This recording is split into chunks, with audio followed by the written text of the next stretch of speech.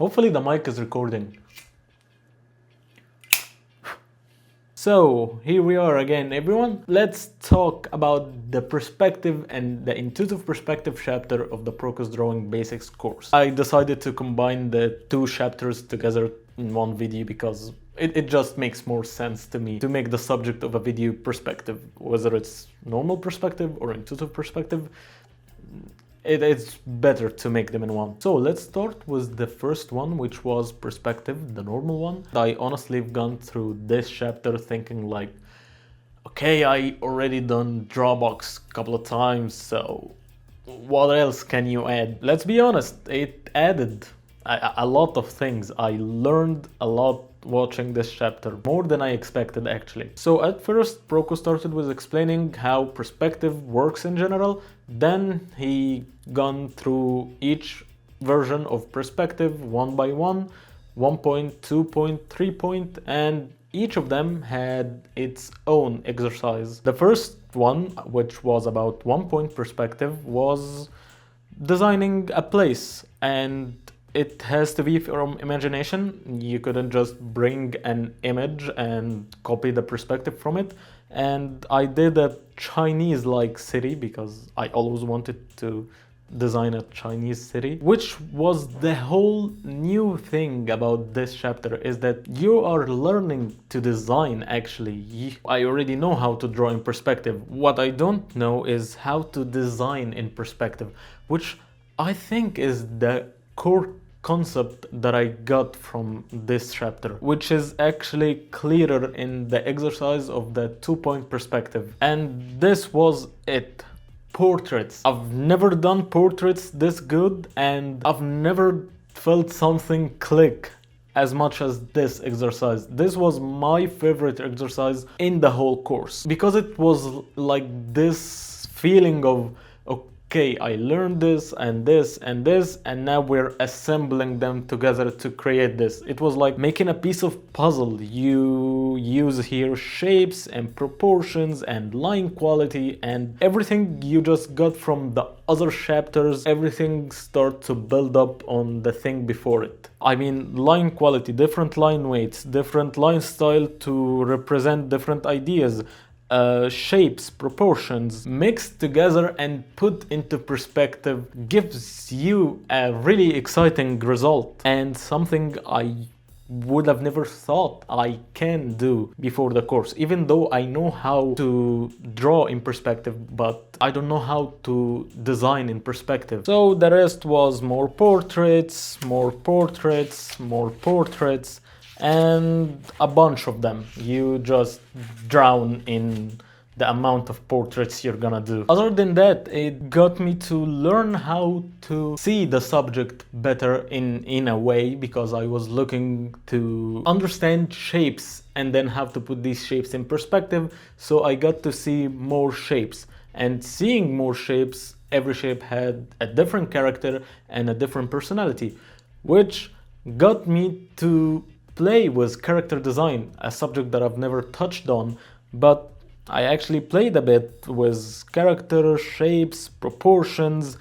personalities, funny, crazy people, I mean, dangerous looking people because they're sharp, stuff like this. And I highly recommend, if you're taking the course, take the time to experiment and play and figure out different stuff. The next hand exercise was a 3 point perspective exercise, and it's about gesture and then how you subdivide each little box of each segment of the finger in perspective, which is not that interesting. But what's really interesting was cars, vehicles. Now that's kind of getting into the Drawbox territory. Ellipses, cylinders, cars in perspective. So I did what any Drawbox nerd would do. I drew a tank. There is no way to sugarcoat this. I drew a tank for the sake of it. After this, some Drawbox stuff, some animals, a horse, a tiger, a crazy octopus. And from then, the normal perspective chapter ended. And I got into the intuitive perspective part. And intuitive perspective is just perspective with a bit of personality. Perspective with feeling, with something that you can relate to. The first exercise was designing something out of ginger root and give it feeling and personality. So I created a bit of a scene of ginger root people, just mixing gesture with structure with imagination, learning how to design through perspective. Again, this is the core idea, this is the core thing that I got, is designing into perspective using what I learned already. It's the pieces of the puzzle, they're just taken up on top of each other. Next up is gestural architecture, basically designing in perspective an architecture piece that has a personality or that's like a character. I got into the footsteps of what Proko said, is looking at something, analyze it, taking the time to understand it, and I gathered some images of architecture pieces that I liked and analyzed them and created some of my own. I think this is the kind of the process of drawing from imagination that I've never used to do, and I knew how to do, I just didn't know the way to do it, if that makes sense. Oh, by the way, this exercise was level 1.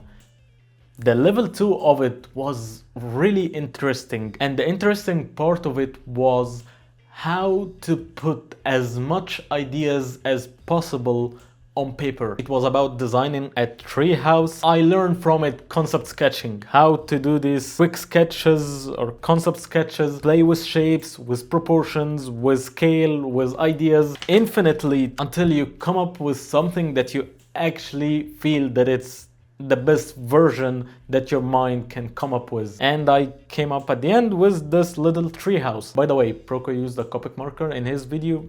I don't have one, so use the normal marker and it worked like a charm. So use what you have. Then right after was looking at the torso and analyzing it and drawing it in the same perspective and trying to understand the planes of it, the rib cage, the pelvis, the twist and turns, if it's twisting, if it's leaning, what's the direction, where the force is going, and how to put all this in perspective. Pretty cool stuff. Not exciting as the exercise from before. I enjoyed designing the treehouse way more, but this is important. Like, it got me to stop drawing for a bit and looking at the subject and analyze it more, which is something I've read about in The Keys of Drawing by Brett Dodson. He talked about it literally the first thing in the first chapter of the book. He called it critical dialogue and practical dialogue. Basically, what kind of dialogue you should have with yourself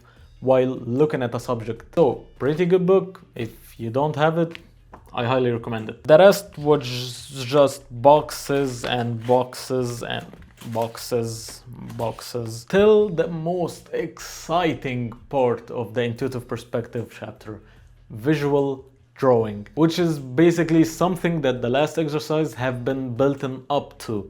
Again, steps taken on top of each other. I think the idea was knowing how to look at something and observe it and save some of this observation in your memory. And how you achieve this, he just explained it down to a form of games. A game that you look at a subject and you remove it and try to draw it from memory. Another that you look at it and you remove it and then try to draw it from another angle. And then you look at it and then you remove it and then you try to draw it from another angle and with different proportion. Mixed together, they led me to sketching from life. But first, let's talk about the exercises. So first part of it was just objects that we normally have, like a hammer, and draw it from perspective. Then I can remove it, draw it from a different perspective with a different angle or with a different proportions. A bunch of these. A bunch. I mean, you can imagine how much stuff he got us to do. And that's good, that's great, because you're retaining visuals in your memory and you're developing what kind of dialogue you're having with yourself while looking at a subject. Like, instead of looking at this and see a baby Deadpool, you look at it and see a box and a box and a half and a box with rounded edges and how does it feel to have rounded edges, what the eyes look like, what the nose look like, different kind of questions that you ask yourself, different kind of information that you're retaining in your visual memory. Each subject develops a different question to ask and gave me a different problem to resolve through design. The level 2 part of it was doing the same games and just different subject. It was mannequins or people. And again, it was really interesting because you stop drawing. You start looking more than draw. Whether you look at it to draw the same pose, or if you're interested in drawing a pose but from a different direction or a different angle and a different proportion. And each one is a challenge, and a pretty exciting challenge to motivate you to get into the next challenge and then the next challenge. And all of this led to sketching from life. I went outside to draw a cat and I found myself just for the first half hour I was observing how the cat moves, how it stretches, how it bends, how it jumps, everything that it does. Like its hand goes this way, and when its hand goes this way, her body bends this way and it stretches this way, and the fingers are in this position and the palm in this position. It's just a dialogue that you have with yourself when you're looking at something and trying to study it. And it's really interesting because based on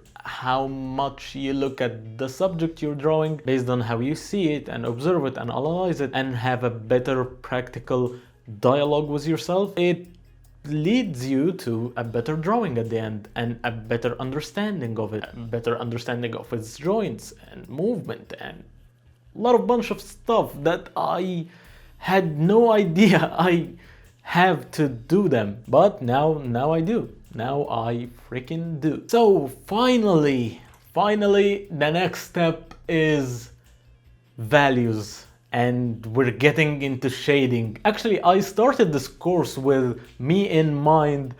Oh, I am good at drawing and I only have shading left. But instead, I was not.